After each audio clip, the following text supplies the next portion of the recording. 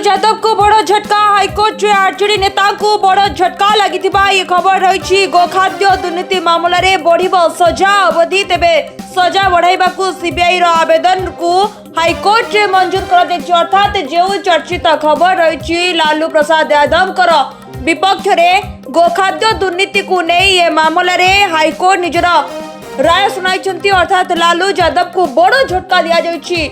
High court को तरफ Patna high court को पक्षरु तांकर सजा अवधि को बढ़ाई दिया। अर्थात गोखाद्य दुर्नीति मामला रे बढ़िबो सजा अवधि। लालू यादव को ये बड़ झटका। हाइकोर्ट रे आरजेडी नेता लालू यादव को ये झटका मिली। सजा बाबद को सीबीआई एपरी सजा बाबद को हाइकोर्ट को एपरी राय सामना को आछि। जो सीबीआई सजा बढ़ाइबार अवधि को आवेदन करिथिला पटना हाइकोर्ट जहा को मंजूर करिसंती माननीय हाइकोर्ट एवं उच्च न्यायालय ये राय सामना को आछि जे गोखाद्य दुर्नीति मामला रे लालू प्रसाद यादव जे कि आरजेडी नेता एवं तांकु ये बड़ झटका लागिछि। कारण तांकर सजा अवधि को बढ़ाइबा पई सीबीआई पक्षरु कोर्ट रे आवेदन करा जिथिला जहा को मंजूर करिसंती माननीय हाइकोर्ट।